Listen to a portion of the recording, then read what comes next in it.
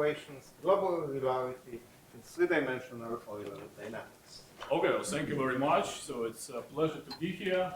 Actually, first time I think I visited here in 1996 for atmosphere and ocean dynamics. And every time I visited, so it's a really great place. So very happy to be here.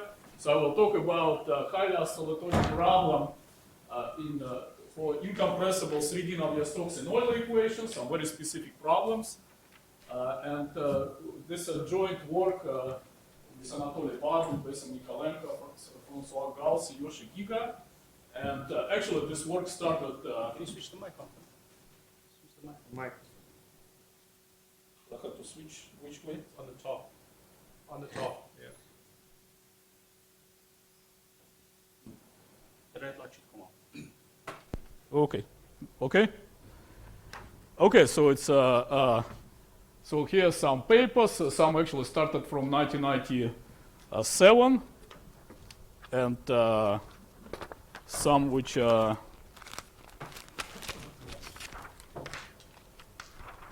some are more recent ones. So it's basically this limits that we take, and these are Navier-Stokes equations, but in different domains for different type of boundary conditions with periodic data in bounded domains, or more recent almost periodic data. So that's why so many different papers. Okay, so to set the problem, so I will be specifically talking about the following problem. So it's a 3D Euler, incompressible 3D Euler in a cylinder. So it's a cylinder. Okay, and so we have incompressible three-dimensional Euler equations, fully three-dimensional, velocity field v1, v2, v3, y is coordinates, y1, y2, y3. Normal component on the cylinder is 0, and say periodic in the vertical or rigid lead, it's okay, so it doesn't matter, but say periodic. Okay, and then we have initial data. The initial data of the following type, v0 tilde of y plus omega over 2 E3 cross y. So E3 cross y, E3 is vertical, so E3 cross y is just rotation, right? It's a vector field, which is rotation vector field, okay? Of course, it doesn't, okay, if omega is fixed, so this is just completely general initial data, right? So because it agrees with the normal component equals 0 on the boundary of the cylinder. So, I mean, this is just arbitrary initial data, completely arbitrary. However, in our work, we'll take omega large, and that's the initial value problem, Cauchy problem that I'm interested in. Okay, and that's why I separated initial data this way. Okay, so first I make the following remark. So we're in the cylinder. So is it clear, right, the problem? So it's a cylinder, vertical axis, E3. J is rotation matrix, 0, minus 1, 1, 0. So E3 cross y, Jy, E3 cross y equals minus y2, y1, 0. Okay? So first a remark.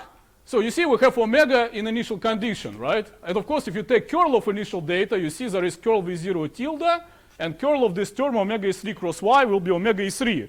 So if omega is large, then you will have large vorticity, right, in a given direction, in direction of E3, okay? So you have large vorticity. Okay, so first remark is, so omega is arbitrary. We're going to go to rotating frame of reference, rotating with omega around the cylinder axis. And you can check, and this is actually everywhere in geophysical fluid dynamics graduate level course on the first pages. So if vector field V satisfies this equation, then vector field U, which is obtained from V, is like a gauge transformation by rotation of coordinates and rotation field and subtracting this field, but everything agrees with boundary conditions, then U satisfies this equation. So what is the difference between equations? Equation for U, omega now appears in this term, omega is 3 cross U, and initial data is just v0 tilde. Omega is constant here, constant parameter here. Okay, so you can just verify that if you solve equation for V, you find U and vice versa. So if you prove regularity of V, you prove regularity of U, and again, vice versa, for fixed omega. So in our work, omega will be fixed but large parameter. So also in my work, in the first part of my work, in my talk, first part of my talk, I will also consider Navier-Stokes equation and recall some results which are related to fast singular oscillating limits. So I will also consider Navier-Stokes equations where there is nu, then nu is viscosity. in similar type of situation. Okay. So let me remark, so what kind of initial data we take? Let's take vorticity of, let's take curl of our equation. If we take curl of equation, of course, everybody knows you get ddt of curl v plus advection of vorticity, and then there is a vortex stretching term. So in our work, this data is large. So data is large. And in fact, this term, which causes problem in estimates, remember in 2D Euler, this term is 0. Well, in our case, it's present. Not only present, but it is large. So it's actually a result on large data, and in fact, large vortex stretching term. So just wanted to point this out. Okay, so now when we transform our equations, as I say, we obtain the following equations for u. So these are equations for u, but it's written as Navier-Stokes equations. Okay, so Navier-Stokes equations. Okay, and then we have V0 tilde. So before I go to cylinder domain, I'm going to recall, to look at this Navier-Stokes problem and explain you how this large omega regularizes the problem. And I'm going to assume that this, so V0 tilde can be taken in different spaces, right? And that's why we have so many different papers. So V0 tilde, our initial data, can be taken on periodic lattice, almost periodic, bounded cylinder, and so on. Okay, that's basically 3 cases. So, but first I will take periodic, because it's easier to explain. So I'm going to take this V0 tilde periodic, and in fact I consider first Navier-Stokes equations with this periodic V0 tilde. Okay, so consider this Navier-Stokes equations. Right, okay, this is a 3-dimensional problem. So omega is a fixed parameter, later will be large, V0 tilde is arbitrary. Arbitrary initial data is 3-dimensional. So if omega is, say, 1, so what is this problem? It's like as difficult as 3D Navier-Stokes equations, right? So it's a Clay Institute price problem, and we have nothing to tell you for omega equals 1. So it's just as difficult as Clay Institute price problem. So we're in the situation, on the other hand, you see, this term is 3 cross u, so why is it I'm here?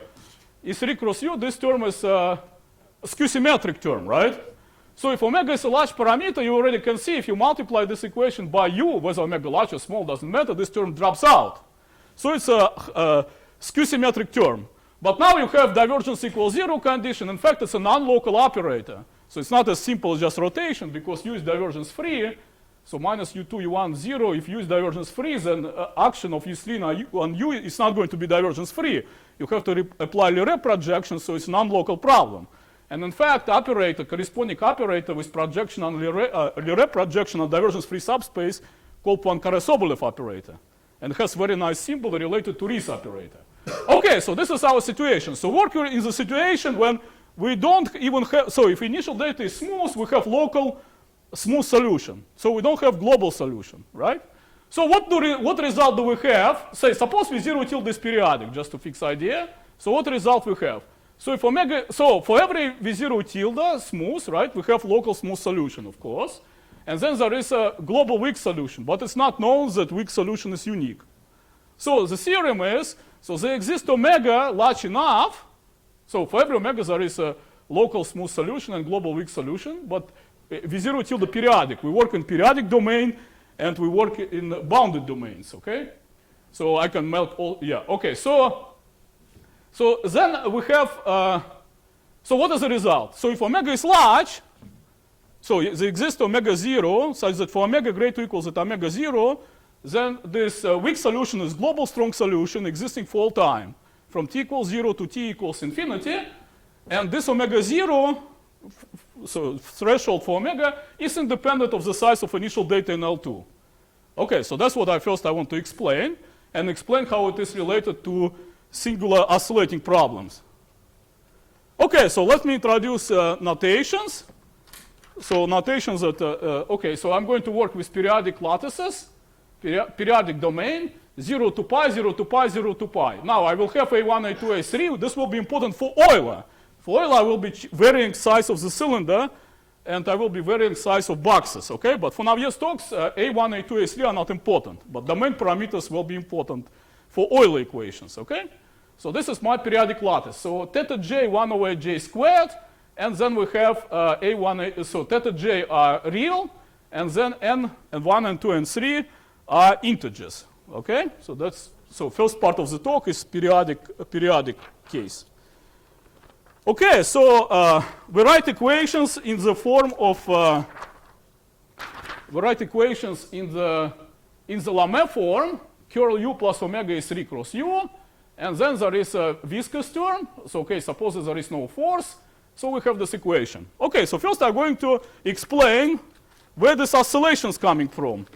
So first part of my talk, explain oscillations. Okay, so let's consider just linear problem. We're not going to linearize anything, but let's just consider linear problem. Okay, so we consider linear problem, deep psi dt plus omega is 3 cross psi, and then divergence equals 0. Okay, and then so what is this problem? Okay, so it was solved by Poincaré in 1910, and in bounded domains like cylinder and kind of ellipsoidal domains in the Sobolev school in Novosibirsk, and there is historical account of Arnold and Hessin about this problem. Actually, so there is some history. Sobolev work was classified, but was published earlier, but whatever. So there is some interesting history related to this problem. Now, how do we solve this problem? So if you take these equations, and you take curl, so if you take curl of this equation, you know curl is 3 cross phi equals minus d phi dx3. You take another curl, differentiate, very simple, and you find d2 dt twice, curl phi minus omega squared d2 dx3 phi equals 0. And this is called Poincaré-Sobolev wave equation, which is actually not standard wave equation. So this is Poincaré-Sobolev wave equation. Now, if you look for plane wave solutions of this equation, so if you look for plane wave solutions, what do you get?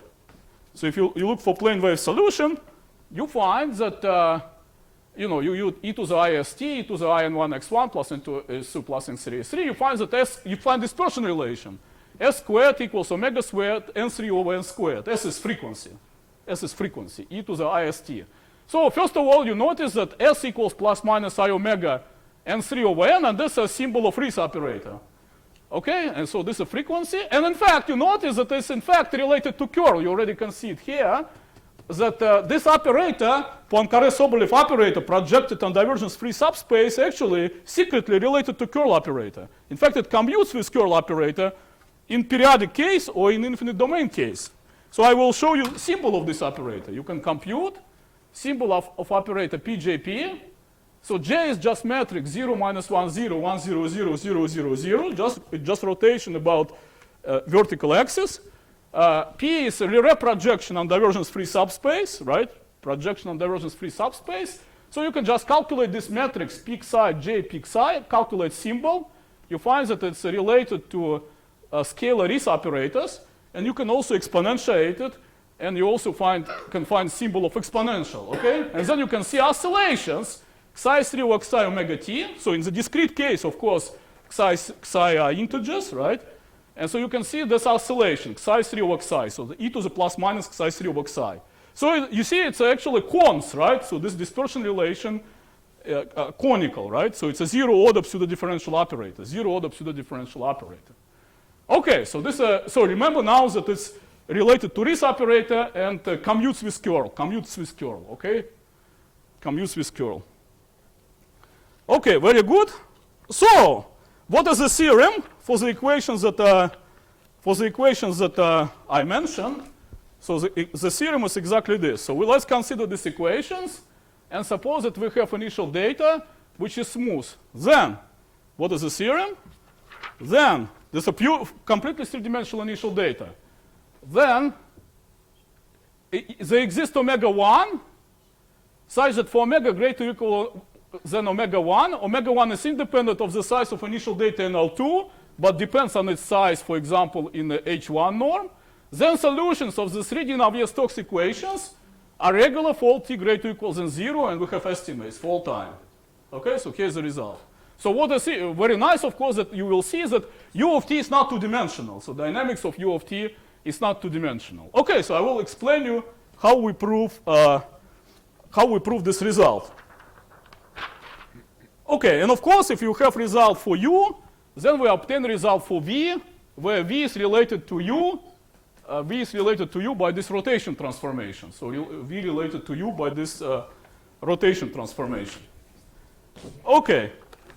All right, very good. So let me get more technical and put it actually in broader context of highly oscillatory problems at prepared data, not prepared data. Oh, I forgot to say, so let's go back to this operator. Remember symbol psi3 over psi of operator. So this operator PJP has kernel, null space. And what is kernel? It's when psi3 equals 0. Psi3 equals 0, it means that there are vector fields which are independent of the vertical coordinate. So the operator PJP, so this operator omega is 3 cross u restricted on divergence-free subspace has kernel, non-trivial kernel. And in fact, if u is divergence-free, then E3 cross u can be written as gradient of function because curl of E3 cross u is minus du dx3. So if u is independent of x3, curl is 0, then it's a gradient of something. You can put it in pressure, okay? So this operator, E3 cross u restricted on divergence-free subspace has non-trivial null space, which is two-dimensional fields, all two-dimensional fields. Okay, but we are not interested, of course, in two-dimensional fields, but still it's important to know that it has kernel. Okay, we have these equations, we apply a reprojection to this equation. Great, so we apply a reprojection to these equations. We obtain equations in the following operator form. du dt plus omega pjpu plus nu au equals buu. So omega is 1 over epsilon, and this operator is Q-symmetric operator. A is Stokes operator. Okay, so now I think it's time to use this other transparency. And I would like to put this problem in the more broader context of highly oscillatory problems. So essentially we are in the following situation. So can you see this? So we have problem of the following type. I write it symbolically. du dt plus 1 over epsilon su. Okay, so omega is 1 over epsilon. S is pjp, but I'm writing it more general. Plus nu au. A is a Stokes operator, curl, so it's a minus nu Laplace. Equals nonlinear term of u, right? And it's a three-dimensional problem, okay? In fact, this operator is not important. It's exactly this Coriolis operator or whatever. S is Q-symmetric operator such that SU, comma u, L2 in a product is 0. And NU, comma u, L2 in a product is 0. And it's nonlinear operator. It's like bilinear operator of 3D Euler, right? So these are two assumptions, okay? And we're in a three-dimensional case, all right? So then I have you some, okay, so, and we have arbitrary initial data. Okay, so here comes sort of prepared and not prepared initial data and general initial data. So if initial data, okay, this operator also has null space in general. And as I told you in my case, null space of this operator is a two-dimensional fields. If U0 is a null space of S, that's called prepared initial data, right? You have theory of prepared initial data. Now, if U0 is not a null space of S, completely arbitrary, just in our case, so it's unprepared initial data. So in meteorology, you want to prepare initial data, you want to eliminate waves, but in some cases, you won't keep waves because waves are important for some phenomena that you want to describe. So U0 is unprepared initial data. And suppose we're doing periodic case. Suppose we're doing periodic case, okay? Periodic case. Okay, so, and we are fully three-dimensional. That is, what does it mean? That if epsilon equals 1, so all we have, if U0 is smooth, we have only local solution, right? Also, you see we have very nice energy inequality. If you multiply by U, this cancels because of this skew-symmetry condition. And so we will show that, okay, energy sort of decays, right? So similar to Navier-Stokes type, right? So we have this Lyre type time. So what is the theorem then? So for general problems of this type, I will show you what kind of problems. So there are good news. So f epsilon equals 1, right? So all we have is just local smooth solution because it's completely 3D case. But the theorem is that there exists epsilon 0 independent of size of initial data in L2 such that for epsilon small enough between 0 and epsilon 0, for every epsilon between 0 and epsilon 0, this solution will be global smooth solution. Okay? And so that's in the first part of my talk. I want to explain this result for this type of problems. Now, many problems can be put in this framework. For example, problems, so I will just mention a couple problems in MHD, right? So there are some problems in MHD. So when you have some, when we have alpha and Poincaré waves, right, linear term, and then there is nonlinear term. So I will just flash some of these problems. All problems coming from atmosphere and ocean dynamics. These are inertial gravity waves in the atmosphere and ocean dynamics. when you have this linear operator, we have Coriolis, but you also have temperature gradient, but stable temperature gradient like in the ocean. So you get also some linear term, and if you scale, put 1 over epsilon there, so it will be also in similar type. So anyway, so many problems can be put in this type of form. Okay, very good. So now we go to more, technical stuff, and I show you how the global regularity is proven. Okay, for epsilon small. All right. So this is our equation. So I work with this equation. So first, if E minus omega t is a solution, just operator solution of the linear problem, just exponentiating of this skew-symmetric operator. And I wrote you symbol, right? In the case of Poincaré operator, it can be written explicitly. In any case, it sort of like a wave equation, right? So it's isometry in appropriate Sobolev spaces, defined based on Fourier components, and it's isometry, okay? And so we have u of t equals E minus omega t ut. So what does it mean? What it means exactly is that we write our solution as so fast oscillations, and then there is a slow envelope here. U of t is slow envelope, okay? And then what is a u of t? Okay. So what can we say? So this is rapidly oscillating, and this is slow envelope, okay? So this is sort of like this, and then there is a envelope, right? So E minus omega t is identity on a null space of this operator. Okay, then we write equations for this field U. So what equation does the field U satisfy? So this is all trivial, so there is nothing here. It's just integrating factor, nothing here deep. So equation for small u, you see, will be exactly of this type. Du dt plus nu au equals, so you will get E minus E omega t plus omega t appearing here, E minus omega t, right? So if you write this in Fourier space, this will be multiplication sort of by e to the plus minus k3 over k omega t, e to the plus minus m3 over m omega t. Remember that m3 over m is a symbol of the corresponding operator. This is e to the plus minus n3 over n omega t, right? So if you look, so now we're going to use averaging methods, but I'm just writing formally explaining to you what are the limit equations, right?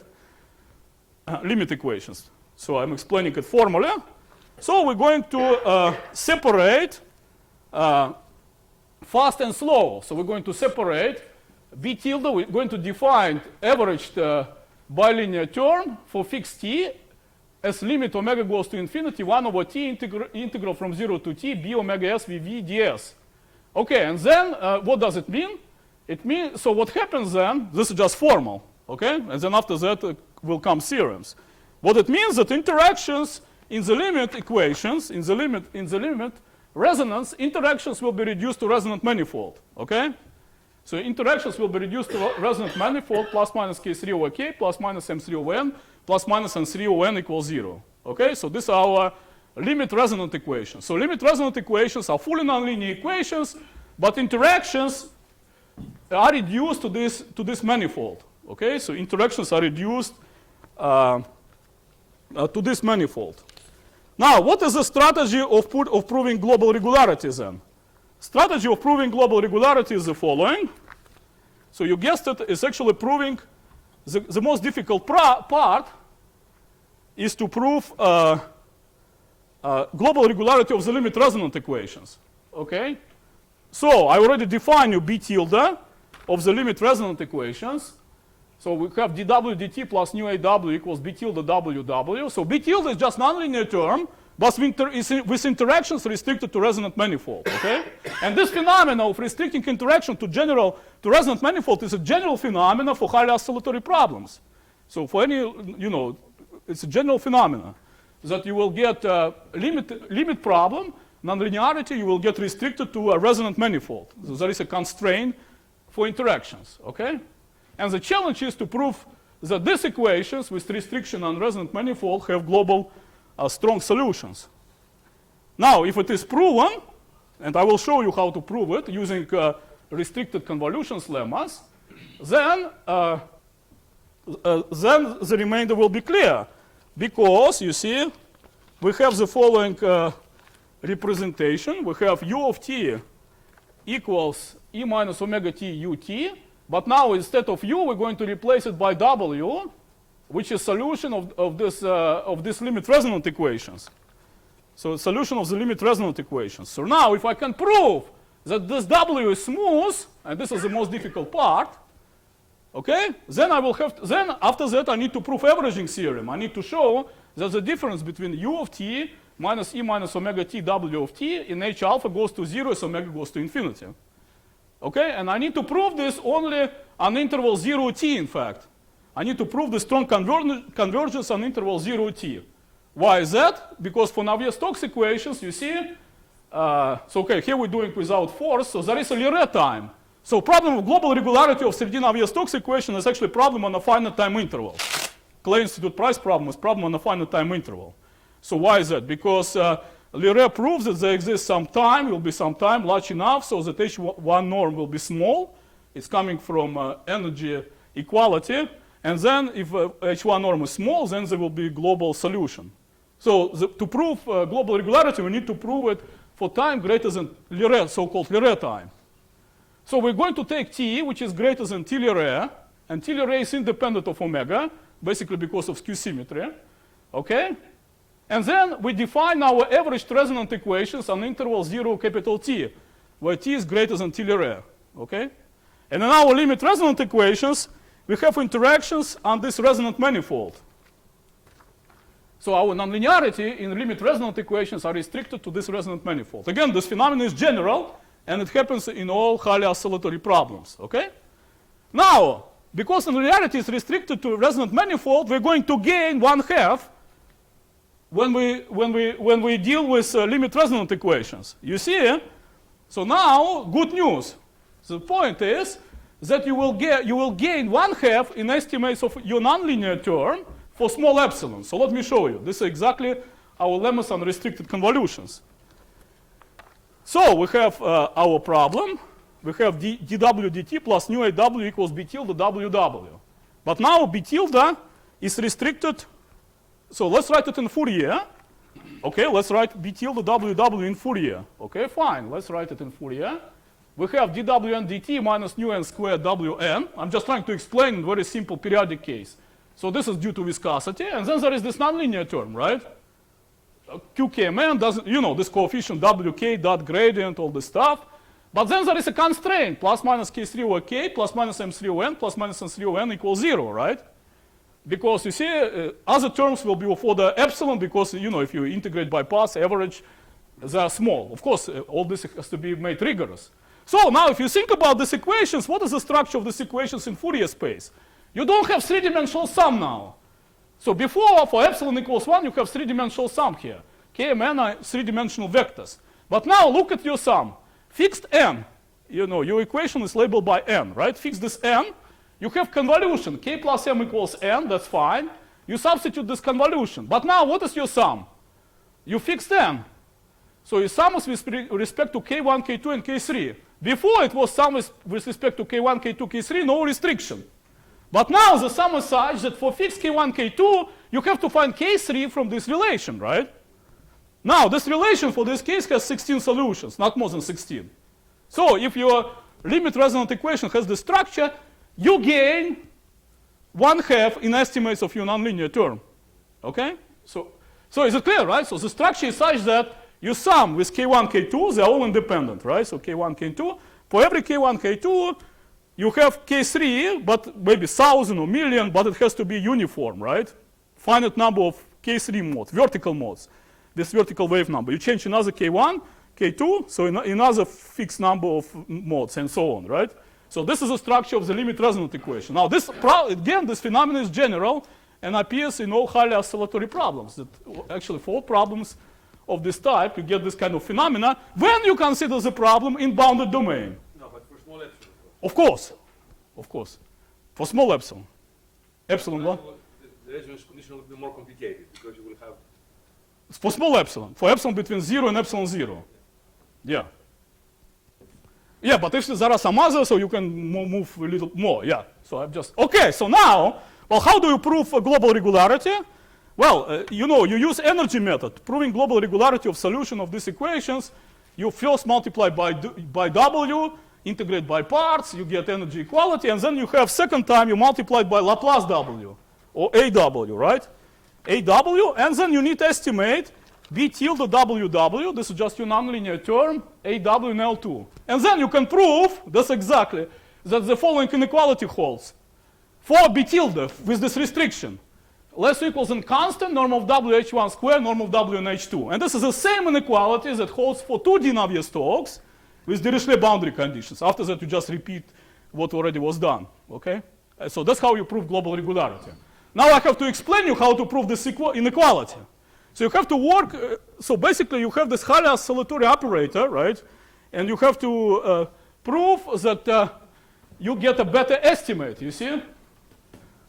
This is for small epsilon, this is actually limit equations, right? Limit equations, okay? So these are lemma's unrestricted convolutions. So let's again explain.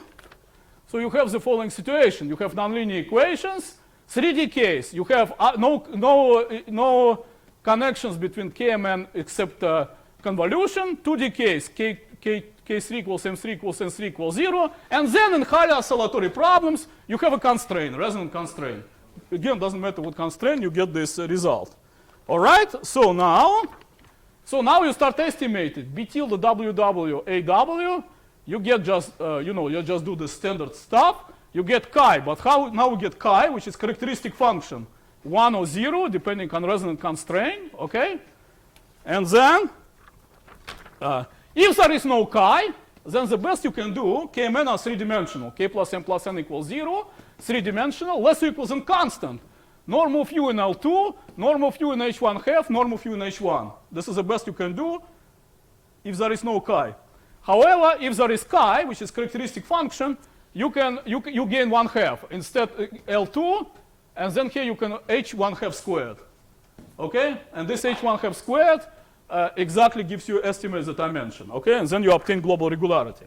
Formally, we proved this in our Indiana University Math Journal 1999.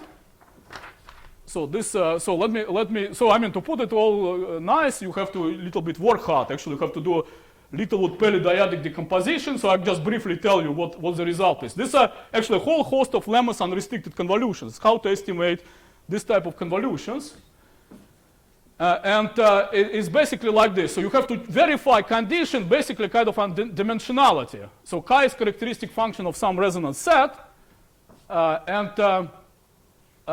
You want to, you have to check, so sigma j, this dyadic, Littlewood periodic decomposition, and you check, you fix alpha, say alpha equals 1, and you want to find minimum beta so that this condition is satisfied for every j.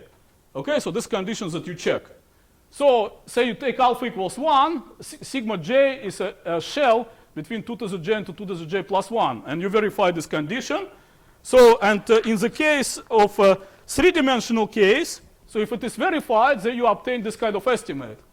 So in three-dimensional case, best you can do, take alpha equals 1, beta equals 2.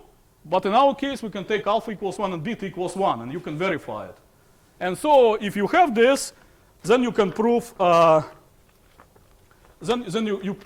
you prove global regularity. So now you conclude by proving global regularity of your original problem. This is for the Navier-Stokes.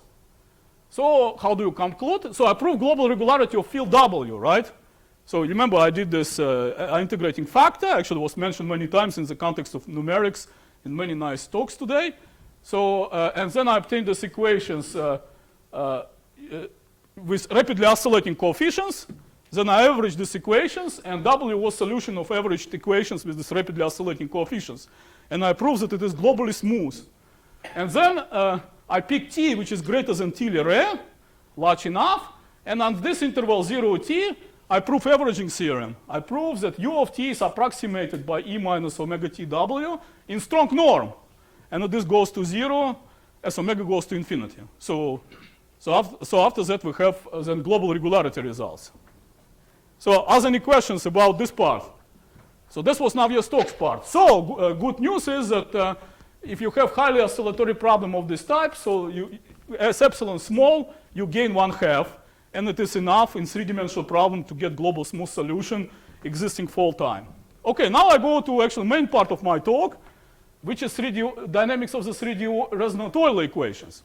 And here I'm going to use dependence on domain. So I'm going to study interactions between different modes, and I tell you what I can tell you about dynamics. So first I'm going to study dynamics of resonant Euler equations, And again, first I consider periodic case, and then after I do cylinder case. All right, let's go to our resonant condition. So if you remember a resonant condition, what is resonant condition for the Euler problem? So again, let's recall our periodic box. But now I'm going to vary this box, and also I'm going to vary my cylinder aspect ratio later. Okay, and you will see many fascinating things happening. It was already mentioned in one of talk this morning about that some things happens on set of measure 0 or total measure, or this kind of things now are going to appear. Okay, so right, it's clear. This is just periodic, n1, n2, n3 integers, theta j, 1 over nj squared. So let's recall resonant condition coming from resonant condition coming from. Let's recall resonant condition coming for omega goes to infinity, right? Resonant condition, but now we're doing Euler. So this is resonant condition. K3 over theta 1 k1 squared plus theta 2 k2 squared plus theta 3. This is just K3 over, but will be K check due to the fact that it's periodic box, right? So will be thetas, which are domain parameters in denominator. 1 over A3, of course, appears everywhere, but it canceled, okay? Now, let's look at this resonant condition. So now it's going to be important. Because I want to understand turbulence. I want to understand energy transfer. I want to understand how energy goes between different modes. Okay, so this is a condition as omega goes to infinity, resonant condition. But now I'm going to think the other way. I'm going to think that Kmn are integers, and I'm varying my box, theta 1, theta 2, theta 3. Then what it is? Okay, I can square it, whatever. I have a polynomial. Use the middle, let's try. Yeah, so it's a polynomial. So it's a polynomial. So what I will get then, I will get a polynomial. I will get a polynomial in Kmn. Sorry, I get a polynomial parameterized by integers Kmn, depending on theta 1, theta 2, theta 3, which are real numbers.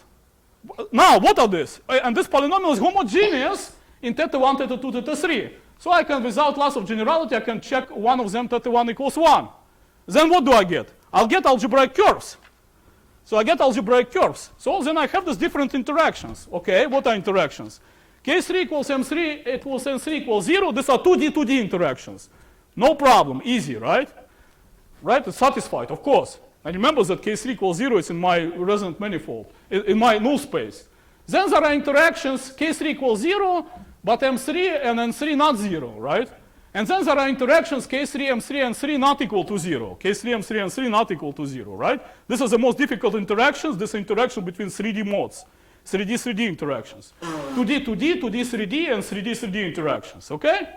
So now let's look at these various interactions. And this is going to be, so it is going to be a curve, right? It will be a curve. It will be described the following way. So it will be curve. This will be curves in theta 2, theta 3, as I explained. Now, when K3 equals M3 equals 0, so in fact, this is just any point, right? So there are no curves. So curves corresponding to the case when K3 times M3 times N3 not equal to 0. This is 3D interactions, the most interesting ones, okay? Other interactions, other points, for every point, so this is theta 2 to theta 3. Theta 1 equals 1. Theta 2, theta 3 selects domain, right? Okay, so now I'm inside this domain. I want to see what interactions I have, what kind of resonances I have. Okay, so I will have 2D interactions for every point, not necessarily on these curves, for every point. Okay, I will have 2D, 3D interactions also for every point in theta 2, theta 3 quadrant, but 3D interactions I will have only on these algebraic curves. 3D interaction I have only on these algebraic curves, and this is the most interesting interactions, of course. Because you see, for Navier-Stokes equations, we're able to prove global regularity even when I'm on this curve. However, for Euler, I cannot prove, because I still have better estimate for nonlinear term, but I don't have viscosity to help me, right? So I have to go deeper into the structure of the problem.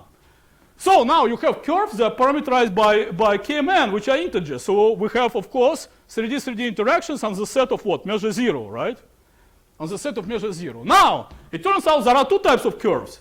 There are curves which are straight lines. These are called Poincaré curves. We call them because in honor of Poincaré, because Poincaré dispersion relation.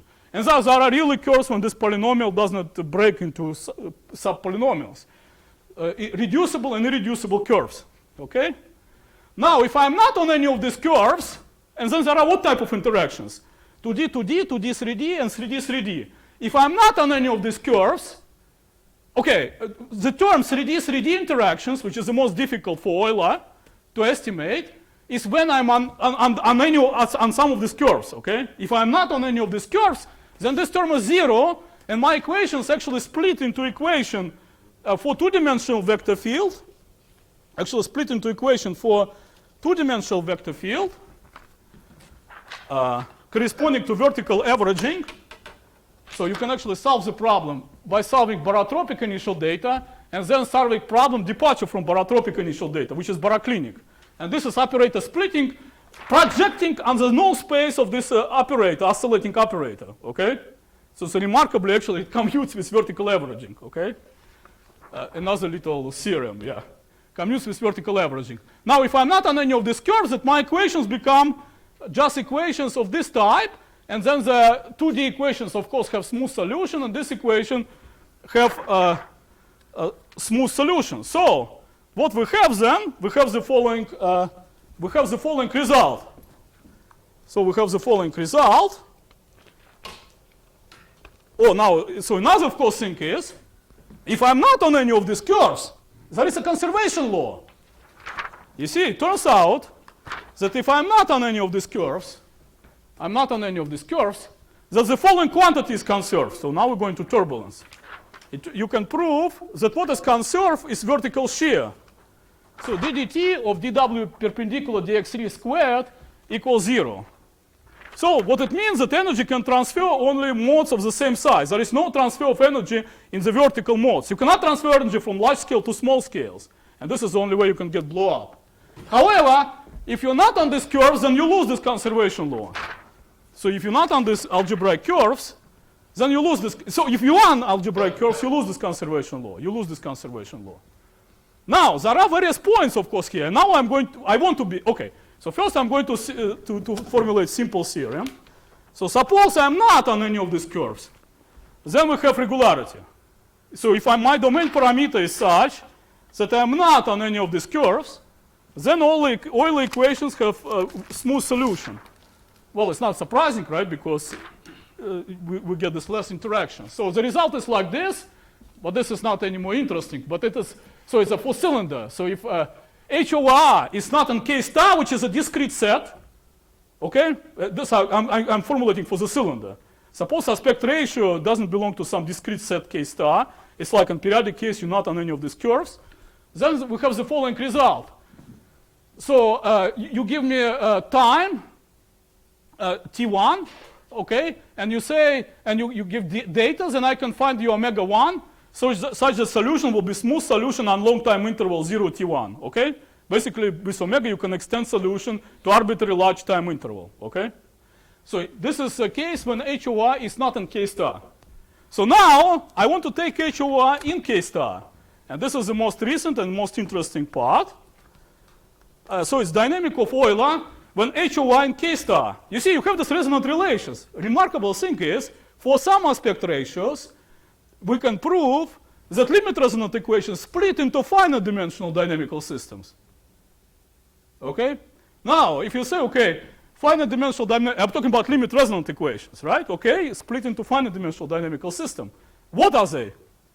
Well, you guessed it. The most simple system that you guess that split, was also derived by Euler. It's an Euler rigid body equation.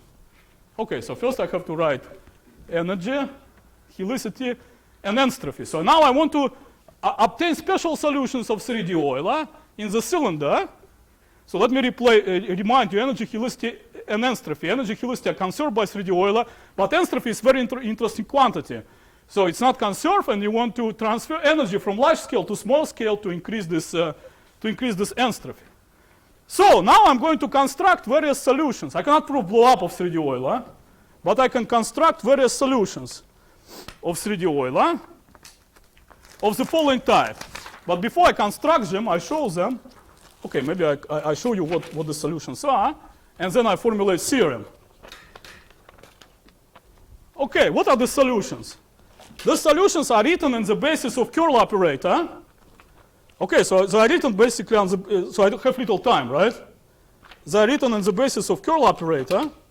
So I will just tell you what these dynamical systems are. So equations split into finite dimensional dynamical system for some special aspect ratios. One system is exactly Euler equations for rigid body dynamics. Okay? Now another equation, so I will just give you a sort of, it's a 5-dimensional system, which I never seen before. Actually, I saw it in the book of Obukhov and Gledze, which corresponds to the following type of interactions. So these are interactions between mod n equals k plus m, which is in resonant right with another mod k tilde plus m tilde. Then you get 5-dimensional system, and here is 5-dimensional system that you get. And then this is a system you can really get from 3D Euler. So this is like two coupled rigid bodies. So you have one, but they are coupled through one term with another one. Okay, and these equations conserve energy and helicity. So it's a 5-dimensional dynamical system. They have a periodic solution, quasi-periodic solution, homoclinic, heteroclinic cycles. And then you have also 9-dimensional systems. So you have various systems of this type of arbitrary order. So now from which you can construct various types of solutions. For example, once you construct this, okay, so you can construct various solutions. You can construct periodic, quasi-periodic. You can also construct solutions, homoclinic and heteroclinic orbit, with arbitrary amplification of entropy over arbitrary small time interval. Okay, so solutions of these limit resonant equations, I say, can be of any order. It can be constructed, right? So 3-dimensional, 5-dimensional, 7-dimensional, 9-dimensional. And then what is the connection? So final theorem. So we construct the solutions. So for example, I can prove now the following theorem. You come to me and say, I have 100 frequencies. You give me 100 frequencies, right? Right? 100 periods. Okay, I choose capital T, large. I go to my finite dimensional system, and I'm able to construct vector field with these 100 frequencies, right? And I have the following theorem. That now, after that, I select omega large enough, such that on interval 0 capital T, solutions of 3D Euler, of really true exact Euler, stay epsilon close to solutions that I just constructed. And also this solution, of course, yeah, so, okay, so that's basically result. Yeah, and then this un of t here are exactly, so this is actually finite sum. Finite sum coming from this finite dimensional system. And un of t, these are wave amplitude modulation, and these are related to eigenfunctions of curl operator in cylindrical geometry.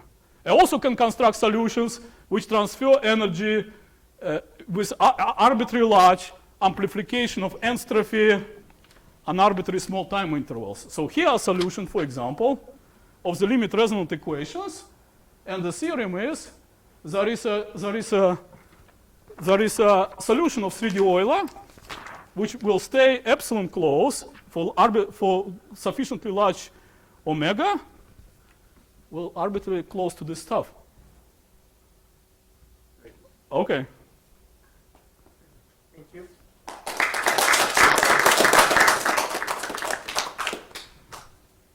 Is it okay? One question online. Good question. In your Navier-Stokes rotating case, can you give us a physical intuition behind why the vortex stretching gets washed out of it? Actually, vortex stretching is not washed out, it's large. Vortex stretching is large, but somehow or other the inequality, right, must be better. Well, what happened is this exactly cancellation in nonlinear term. Well, it's not directly, so you should do estimates on equations with oscillating coefficients. So intuition is that for epsilon small or for large omega, you have this oscillating part, right, and interacting with nonlinearity, and then there is sort of cancellation of these oscillations. So vortex stretching term doesn't wash out. Actually, it is large. So it's a different mechanism. It's mechanism through interactions in nonlinearity and cancellation of oscillations. Thank you. And